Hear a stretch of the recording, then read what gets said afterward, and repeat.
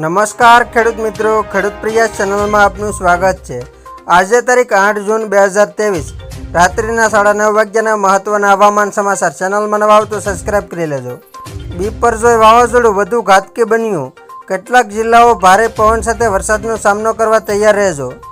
બિપરજોય વાવાઝોડું ધીમે ધીમે આગળ વધી રહ્યું છે, ત્યારે ગુજરાતના હવામાન વિભાગે વાવાઝોડાની સમગ્ર રાજ્યમાં અસર થશે તેવું જણાવ્યું છે। ઉલ્લેખનીય છે કે હજુ સુધી વાવાઝોડાના ટ્રેક મામલે અસમંજસતા છે। અરબી સમુદ્રમાં વાવાઝોડું ઘાતક બની રહ્યું છે, ત્યારે હવામાન વિભાગે જણાવ્યું છે કે આ વાવાઝોડાની સમગ્ર અસર ગુજરાત પર થશે। વાવાઝોડાની અસર વચ્ચે રાજ્યમાં વરસાદ પડી શકે છે, ખાસ કરીને દક્ષિણ ગુજરાત અને સૌરાષ્ટ્રમાં 5 દિવસ વરસાદ વરસી શકે છે। ત્યારબાદ શુક્રવારથી 5 દિવસ સુધી સુરત, વલસાડ, નવસારી, તાપી, ડાંગ જેવા જિલ્લાઓમાં વરસાદ થઈ શકે છે। હવામાન વિભાગના મતે રાજ્યમાં 2 દિવસ બાદ પવનની ગતિ વધશે। જોકે આ સ્થિતિમાં રાજ્યના તાપમાનમાં કોઈ ફેરફાર જોવાતો નથી તેવું પણ હવામાન વિભાગનું માનવું છે। આ ઉપરાંત દરિયા કિનારાના વિસ્તારોમાં ભારે પવન ફૂંકાઈ શકે છે।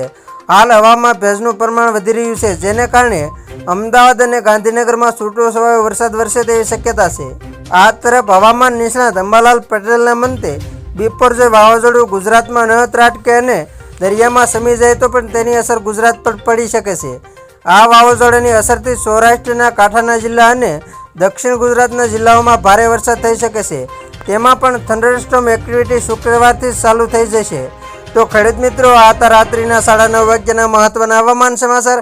ફરી વખત મળીશું નવી અપડેટ સાથે। ત્યાં સુધી જોતા રહેજો ખેડૂત પ્રયાસ યુટ્યુબ ચેનલ।